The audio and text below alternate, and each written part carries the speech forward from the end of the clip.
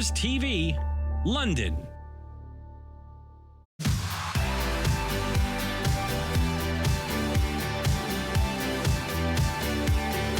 Hello, welcome to the What's Up London show. I'm your host, Jennifer Slay. I would like to first recognize and acknowledge the ancestors that came before me, allowing me to be here today. I also acknowledge that I am currently sitting on the traditional lands of the Anishinaabe, Haudenosaunee, Lenape, and Ottawandaron peoples. I am grateful to be able to call these lands home.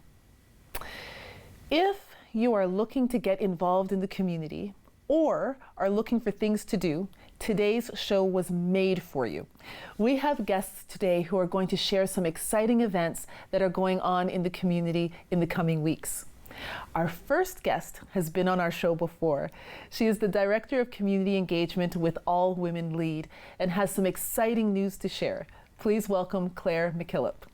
Hi, Claire. Hi, Jen. Hi. So tell us about All Women Lead. Yes, thank you so much. So All Women Lead is an organization where women can have the real, honest, vulnerable conversations about the experience of being a woman in leadership and really giving people a space to have those conversations. Yeah. And so oftentimes when people hear All Women Lead and think leadership, they think they have to have some big position like a CEO of a company or something like that. What does leadership mean? Yeah, so leadership, it really means any part of your life. It can be your work, your family.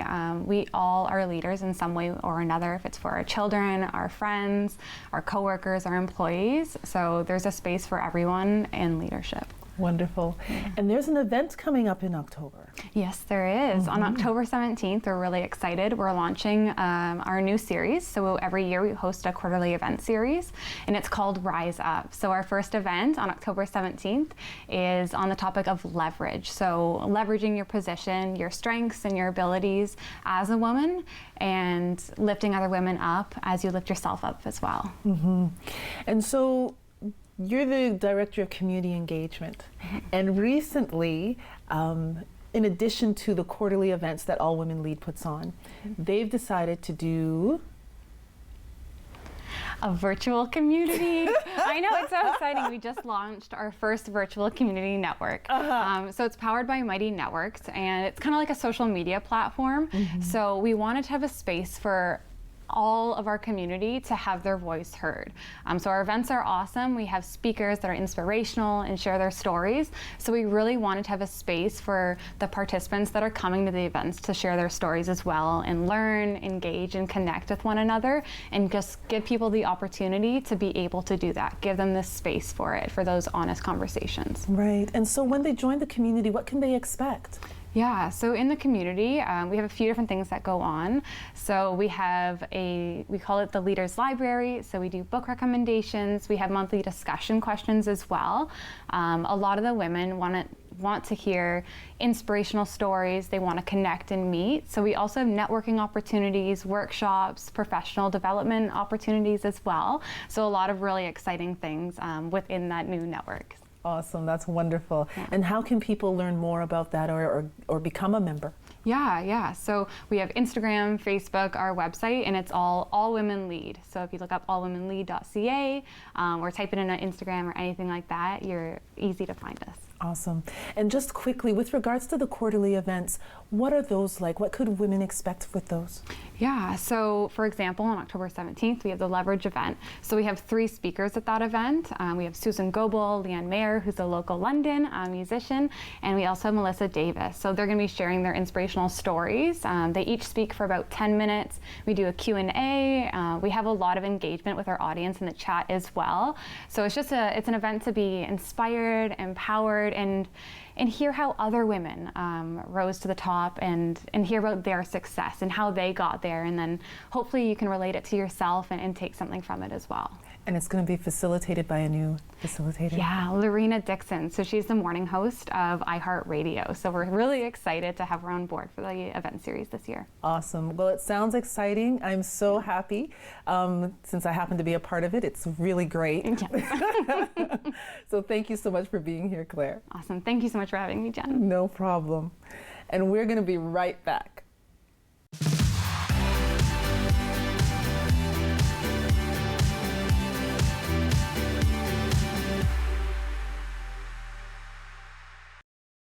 This program is brought to you by the following sponsors.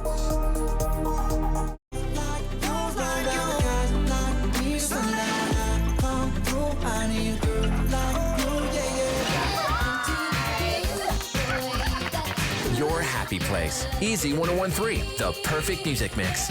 Carbon monoxide is a deadly gas you can't see, smell, or taste. Homes with fuel-burning appliances and/or attached garages must have working CO alarms installed outside all sleeping areas. Don't let the silent killer get you. Install working CO alarms today.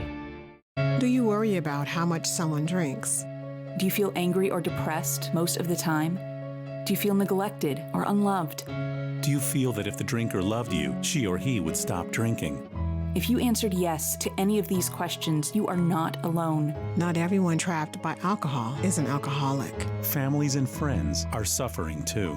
Al-Anon and Alateen can help. Call 1-866-200-0223 or visit alanon.org/help.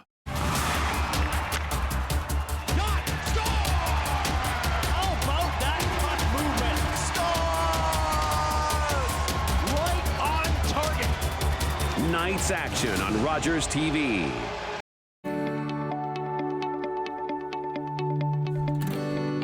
You're watching Rogers TV.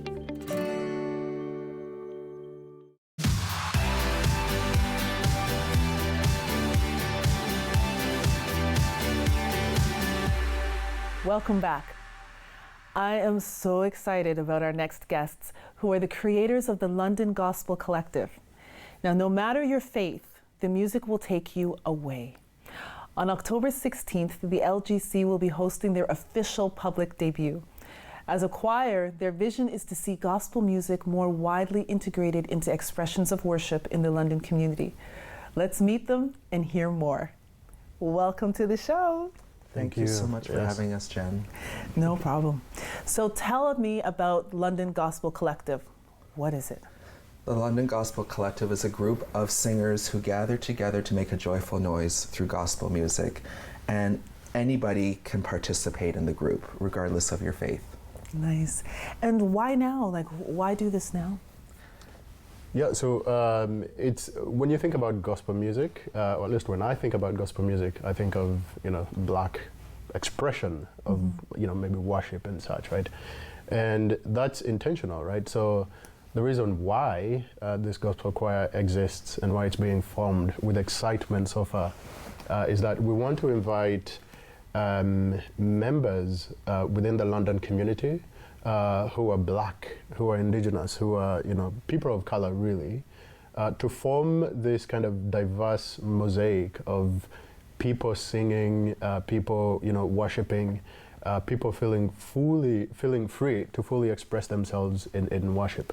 And we want to do that specifically because we know, it's 2022 and yes, everyone around the world, any corner in the world, we know what the last few years have been like. So people have been just tormented by different life circumstances.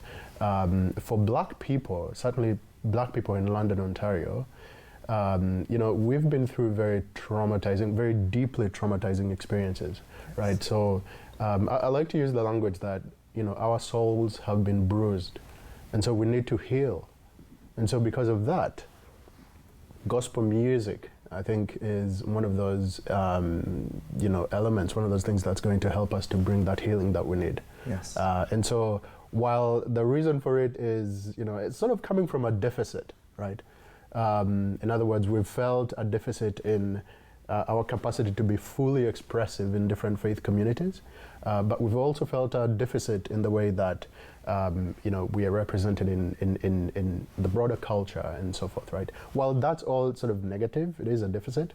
When I think of gospel music, I see you, Jen, smiling. I see him smiling. I smile, so I'm looking forward to it. That's why. Yes. Yeah.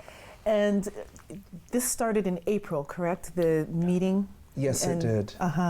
And already there are a number of different events that the choir will be singing at. Yes, there are actually members of the London Gospel Collective will be singing today at the Grand Theatre for the season launch for the donors and sponsors, and we are looking forward to performing a few of our pieces. We're looking forward to the worship concert on Sunday, October the 16th in the evening, and we're also looking forward to our first Christmas concert in December. So lots of new, fresh, and exciting things are on the horizon for London Gospel Collective. Now, if viewers wanted the choir to come out to their organization or their church or anything like that, how would they be able to do that? Who would they get in touch with? Well, they can get in touch with members of our team. So Moses is our Director of Public Engagement. I am the musical director for the group. Matthew Atkins is the artistic director, and Alexandra Kane is the executive director. And George McCleary is our fashion stylist, promotion person, and he's also handles our social media. So any one of us on the team can be contacted, and we're all pretty social media savvy, so you can find us on Instagram and on Facebook, and the contact information will be listed there. Wonderful. So I know that I am involved in this choir. Yes, you are. So I know that sometimes when we're singing, we'll say, okay, Markify this song. Yes.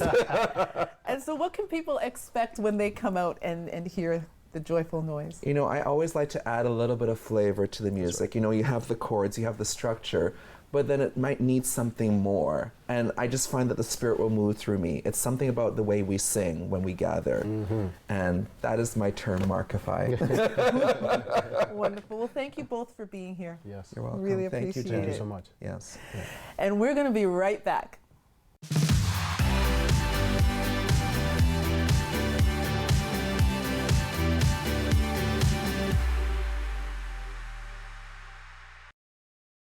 This program is brought to you by the following sponsors. Monday. Hello, I am Rachel Berdan, VP of Transformation and Community-Based Economy at Pillar Nonprofit Network, and I am this week's guest on Pollinating Purpose.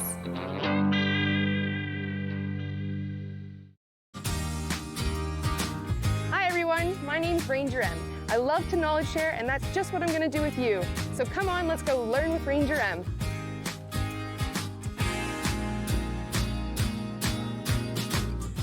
Hi, my name is Gerald. I'm a volunteer here at Rogers TV.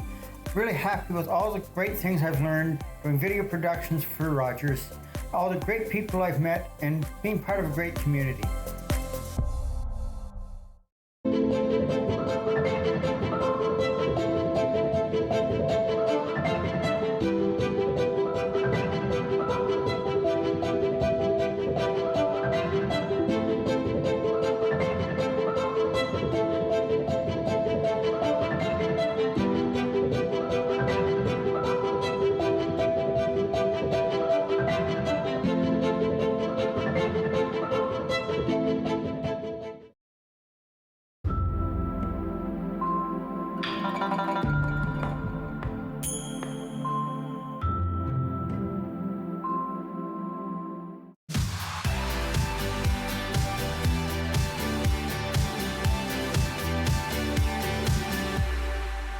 Welcome back. The Forest City Kiwanis Club has turned 100 years old. And what this means is that they have been serving the London community for over 100 years in various capacities. And they are ready to celebrate. A banquet to celebrate their anniversary is taking place in November, and you're invited to attend. They also want to talk to us about some other projects they're involved in and need your help. Welcome to the show. Thank you. It's good to be back, Jennifer. So tell us a little bit about Kiwanis. Well, Kiwanis is a club that started in 1920. We are the oldest charter in Canada.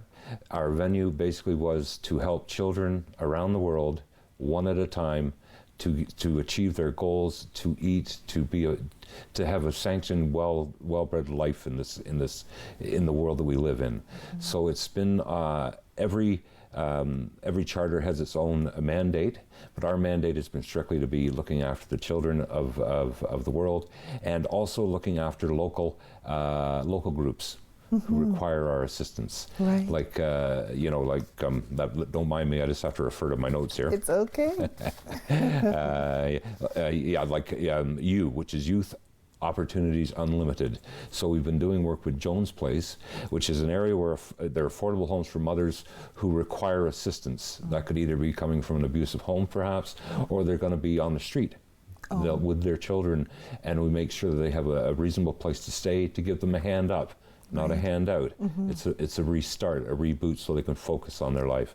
And we've so far dedicated $50,000 in donations towards Jones Place, which is amazing. Other projects we work on in the city are we do backpack stuffing, which I was involved in about a few weeks ago. A lot of fun, and we stuff backpacks for elementary and secondary school students, so they have paper, pens, pencils, erasers, and actual calculators, which I would have loved to have had when I was in school. And so we were doing work within that. We're also doing books for babies, which is for Youth Network and London Library. And we fill bags of books so people can start when they're babies and read them, and they can create literacy in that way. So we're really excited. This past summer, we've been doing parking at down by Canada Life, the parking lots of Canada Life, Canada Life. And we've had volunteers and students, as you're well aware, involved in parking cars, and we charge a reasonable amount to do it, and it all goes to the cause. The students get paid for it because they're vowed to, but it all goes to the cause of helping children and groups in town and around the world. We do work for Young Chefs, I believe it's called, and that's creating ideas of work for people as they go through life, so they can become a chef, they can become a cook, they can learn properly how to get the skills they require to move forward. And we're looking forward to what you said about the 102nd anniversary, but we'll call it 100th, and that's at just make sure that I have where that's at. That will be in November. Yeah, it's in November. Hang on, and that's at the West Haven Golf Course is where that is, and there'll be more information about that. Now our website's being worked on, so if you have any information that you wish, you can go and talk to our president, Bill Guthrie, at WGUTHRIE@Rogers.com. Nice. Bill Guthrie. Awesome. Yeah. And so Kiwanis does a lot in the community. Absolutely. But in order to be able to do a lot, you need hands to do it, right? There's that saying, many hands make light work, right? You're so right. So how can Londoners support and help? Well, it's turning out to community events. It's being there, not when you're asked to be there, but when you can see there's a need for you. Show up. Be a part of that need, whether it be with the Kiwanis or whoever you might be affiliated with, your church, or just your neighbors, who knows. Be a part of it, get involved in it. You can see the need out there. I learned that just a few years ago when I joined the Kiwanis and other great organizations that help people, because we're here to give back. So let's do that. Wonderful. Well, thank you so much for being here today, and I look forward to having you back again in the future. We have some surprises. Awesome. Thanks, Jennifer. Thank you. Thank you very much. We will be right back.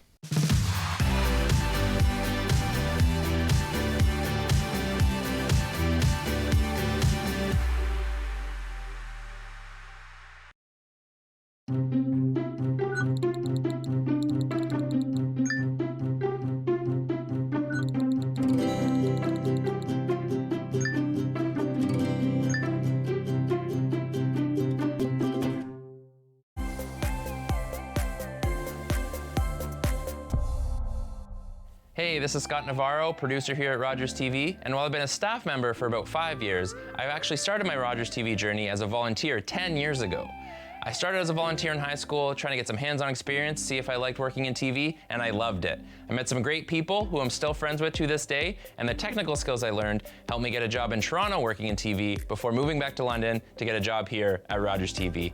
So if you're a young person and you're interested in television production, I recommend you come out, get some hands-on experience, and see if you like it. Or even if you're a not so young person, I still recommend you join our crew, get some experience, and have some fun along the way. We've got some opportunities working on sports productions, studio productions, and shooting shows out in the field. So if this is something that you're interested in, go to rogerstv.com/volunteer, and I'd love to see you on one of my crews real soon.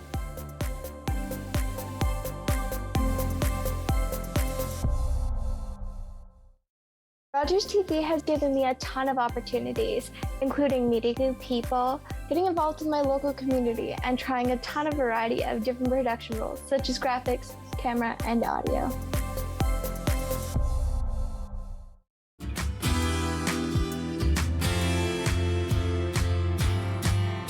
There's 4 common pine tree species we find in Ontario, and I'm going to teach you a cool way to ID them. First, we have the white pine, which is this tree right here. It's actually the provincial tree of Ontario. The easiest way to ID a white pine is with the needles. So each bundle of needles for a white pine come in 5s. And how do you spell white? W-H-I-T-E. 5 letters in white, 5 needles in a bundle. And then we go to our red pine, right here, that not only has a pinkish red bark, but if we go from our 5 from white, we go down to 2 long red needles for a red pine. And then the next tree is a jack pine, which is 2 short needles, like a jackrabbit, like bunny ears. And then the final pine is a Scot or Scotch pine, which are 2 twisted needles that go like this. So 5 for white, 2 long red needles for red pine, 2 short needles for jack pine, and then 2 twisted needles for Scot pine.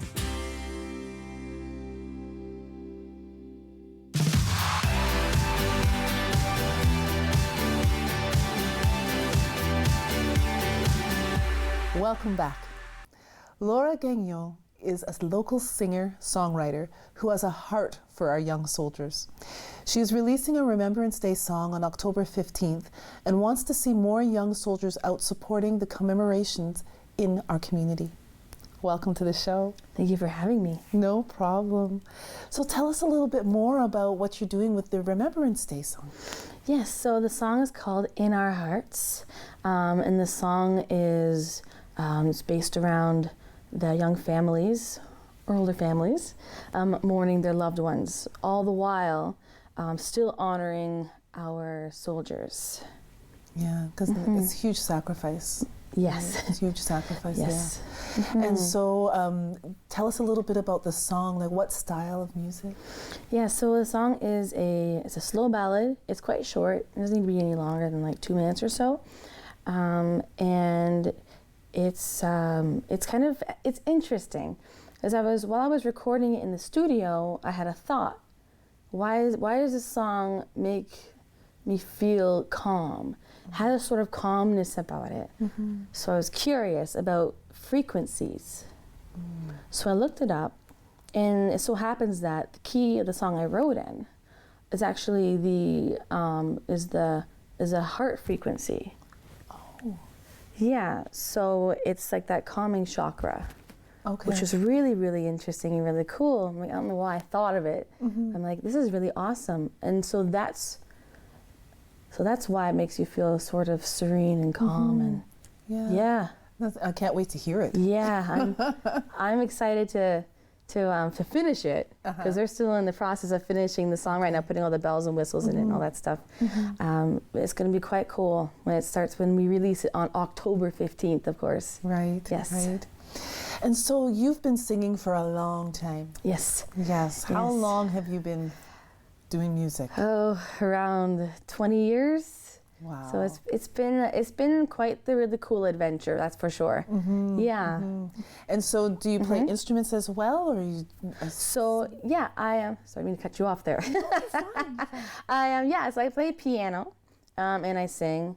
I do mainly pop R&B music. Okay. Yeah, I sing around town as well. I have maybe 2 or 3 weeks kind of booked solid, taking a much needed break for the weekend, and then get back into the Christmas season after that. And so where can people find you if they wanted to come and check you out? They can follow me on Instagram. I'm mainly on Instagram and Facebook. And I am, every day I'm posting on there like 2 or 3 times a day, promoting all my events throughout the week. Every week is different. Sometimes I'll have a recurring show. I play in Tilsonburg a lot at Kelsey's. Okay. So there's a string of shows that Kelsey's are doing, and they have a whole bunch of different musicians performing there every single Friday. Nice. Which is awesome, because we are all so excited to be out there and playing finally. Yeah, because it's been a while for Yes. you, right? Like was it the full 2 years that you had to be? Yes. Yeah, it was the full 2 years. So you kind of had to kind of figure it out. What do we do? How do we do this? Okay, some people are doing the online thing, which is really cool. I tried to do the online thing. Unfortunately, I live on a farm, and the network out there is not that great.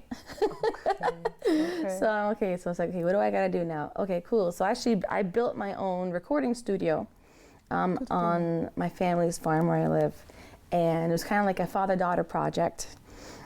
So since I've been able to do that, I've actually been able to teach online, which is great. Nice. Improving the network, of course, and recording lots of originals and sending it out to studios out in Toronto, and then kind of doing it that way. So you perform and you teach? I do teach, yes. Nice. And yes. so there's a website for people to be able to find you, check you out? It's coming. It's coming. It's coming. Okay, that is the next steps right now. Awesome. We're gearing up for all the releases happening in October. Awesome. Well, Laura, thank you so much for being here, and thank you for doing what you do. Thank you. Well, that's a wrap. Thank you for joining me today.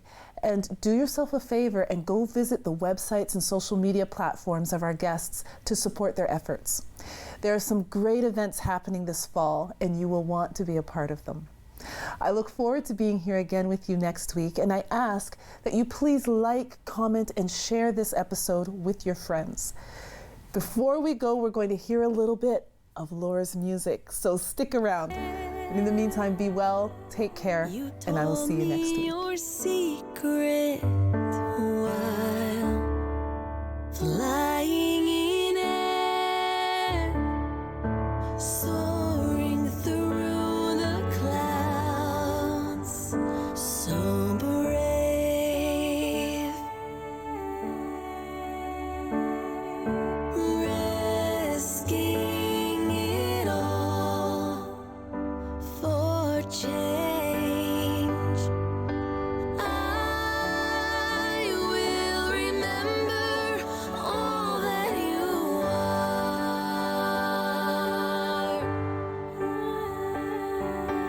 We will remember all that you are.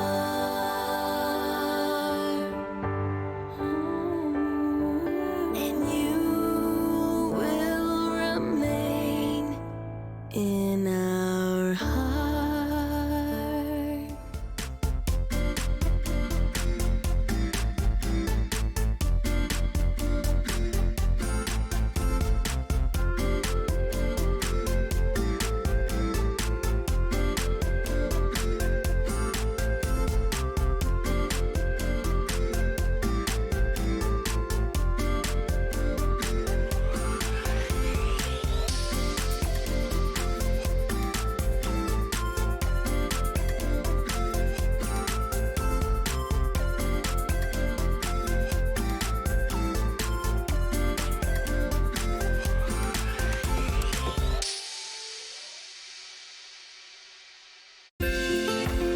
Call the Rogers TV viewer response line.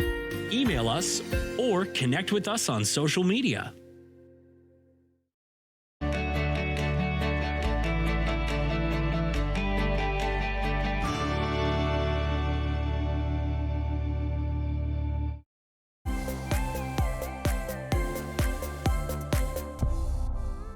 Rogers TV has given me the opportunity to be involved within my local community, where I have met plenty of new people, experienced new things. I have done various production roles such as graphics, live audio, and camera work. Recently, I have been a part of the London Nights Rogers TV crew, and I have had a wonderful time there, being part of such an amazing and diverse group of individuals. I highly recommend it. When an impaired driver killed my brother DJ, my life changed forever. During the pandemic, all of our lives changed,